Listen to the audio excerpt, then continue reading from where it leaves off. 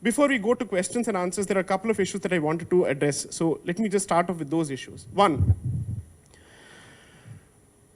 the tendency to assume that the Indic side is a side which always holds or wields the lathi and is incapable of engaging in an intellectual discussion is not just a stereotype that is pushed by the other side, but we have also contributed to it.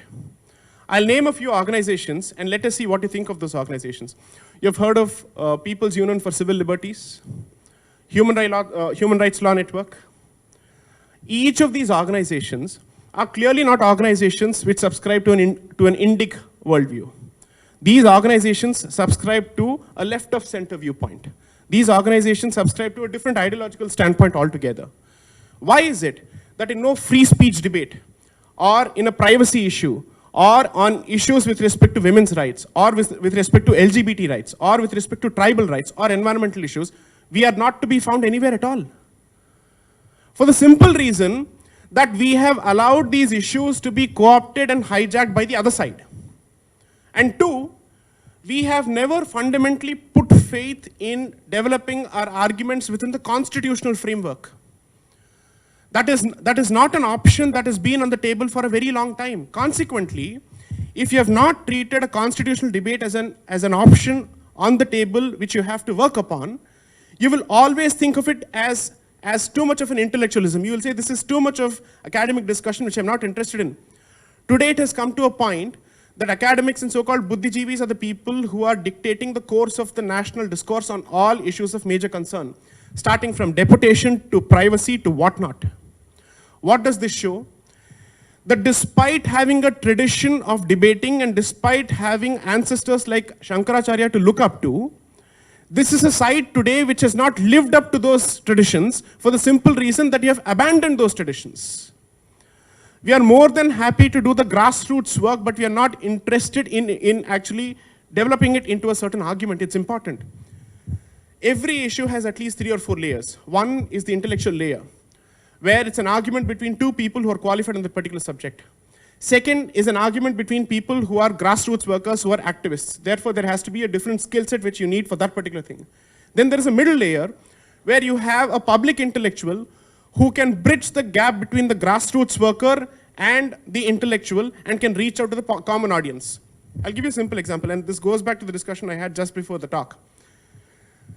If you look at the number of articles which speak of the Ram Janmabhoomi case or the verdict of the Allahabad High Court of 2011, most of them peddle this particular belief that the decision is based on the concept of faith.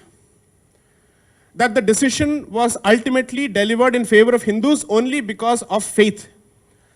As opposed to the fact that the decision runs into at least 3,000 pages, most of which is based on archaeological evidence, most of which is based on expert testimony, most of which is based on historical sources. Why is this important? Because thanks to the power of narrative and thanks to the fact that some of these people act as gatekeepers of media and whatnot, they have successfully managed to push the argument that because 2 people out of the 3 judges were Hindus, therefore the decision of the Allahabad High Court was entirely based on faith, as opposed to the actual evidence which the judges considered for years together. This is the power of narrative, and this is the power of having an intellectual ecosystem at your disposal. Why is this important? Facts entirely go to the dustbin and narrative takes over the moment you have an ecosystem which is capable of reaching out to the public. How many of you who have actually read or let's say have heard of the Ram Janmabhoomi case have managed to pick up the judgment and read it? It's publicly available, anybody can read it. Instead, we choose to go with information that is given to us through the media. And the media has managed to convince us that as far as this judgment is concerned, it was based entirely on faith. We have not even asked this commonsensical question. At the end of the day, it's a court of law. How can a court of law come out with a verdict on facts and law based entirely on faith without evidence to support its conclusions? This defies logic, doesn't it? If the judgment is fundamentally based only on faith and does not have any basis or foundation in facts or in evidence and or law, how is it that it has been passed in the first place by a court of law? Then the judgment is fundamentally ridiculous is the conclusion that you have to come out with, which is not the case.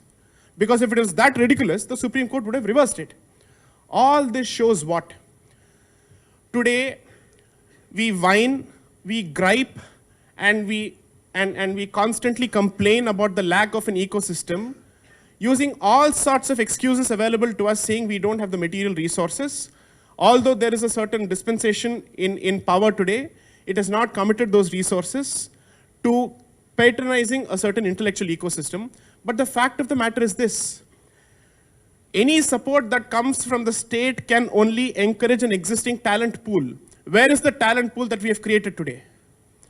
The state cannot create talent. The state can only encourage talent. The state can only act as a force multiplier as far as an existing talent pool is concerned.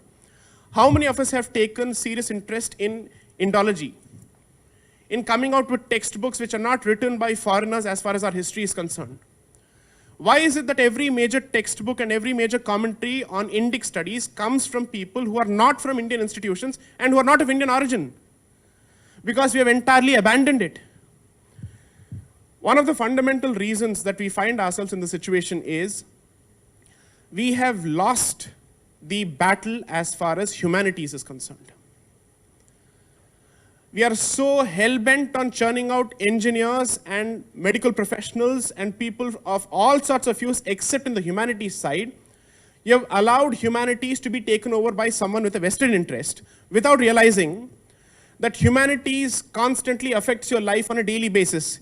If you're watching television, if you're watching a news channel, or if you're reading a history textbook, or if you're reading something related to literature, each of these things relate to humanities.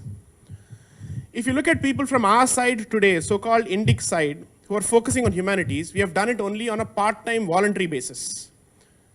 And then after the age of 50, after having earned all the wealth that we can, we then decide that I need to dedicate my life to this particular side, and then I start becoming an expert on history, on Sanskrit and whatnot.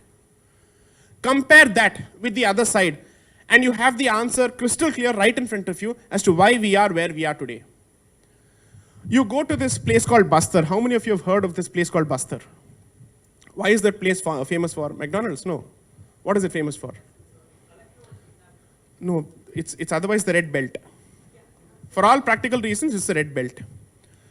Go to Bastar and ask yourself, how many groups which are left of center are based out of Bastar, and how many groups which are right of center are based out of Bastar?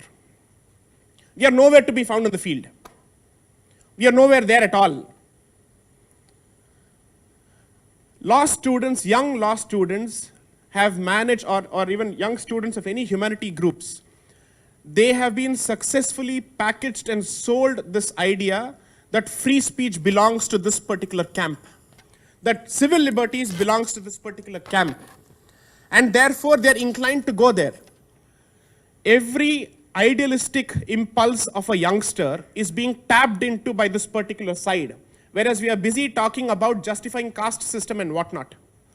You take every major publication on the right of center, their pet issues will be only this. One, Article 370. Point number one. How do you abolish reservations? Point number two. Point number three. No, the caste system is bad today, but that was not the original intention. We try and justify the past without understanding that you need to choose issues of the present for you to be relevant and for you to be able to reach out to people today. What the caste system was 1,000 years ago or 1,500 years ago, does it really matter to a person who is actually, let's say, a victim of that particular system in any part of the country? It doesn't make a difference to him. You can keep shouting and crowing till the cows come home about the origins of the caste system or how great it was when it came out, but unless and until your action or your initiative is consistent with your belief, then you're all talk and no action. Now, let's look at also another system. Indians, by default, are driven by incentives. We are creatures of incentives. Unless and until there is an angle or there is a certain aspect which is helpful to you on the personal front, you really don't take the initiative. The other side has successfully managed to cultivate scholarships, fellowships, programs, incentives, all of which are fashionable. They are packaged in the best format possible. They are given the scholarly depth necessary, even if it's based on flimsy foundations, so that people aspire for it. There are, at any given point of time, there are so many students across universities, across streams, who aspire for Rhodes scholarships. Give me one example of a Rhodes scholarship which India has come out with in order to attract the best of brains from across the streams. You don't have a comparable scholarship at all. And if you were to read into the history of the Rhodes Scholarship, it was set up by perhaps one of the most racist persons of his time. And yet today, Rhodes Scholarship has become a symbol of egalitarian, universalist, and libertarian values. This is the power of narrative, where you're entitled to recraft and refashion history to suit your current agenda. We may have managed to understand how to crack the game of elections. We may have managed to come out with a decent machinery that wins one state after another. But at the end of the day, as far as the public narrative is concerned, and as far as the messaging is concerned, and as far as the intellectual ecosystem is concerned, you're nowhere close to it. For the simple reason that you have not invested sufficiently in it. And importantly, it is not the job of people on the Indic side or on the right of center side to defend the government. That's not your primary priority. That is not what you're meant for. Governments will come, governments will go. Dispensations will come, dispensations will go. You are fighting for a certain idea, you're fighting for a certain idea of India, you're fighting for an Indic civilizational narrative which has to transcend governments and time.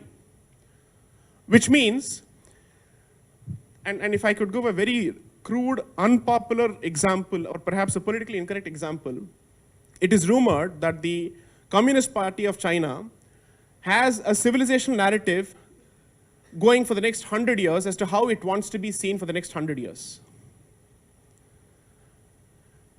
Regardless of who is in power, there is a consistency in terms of what China is and how it projects itself, what are its interests, and how does it go about protecting those interests.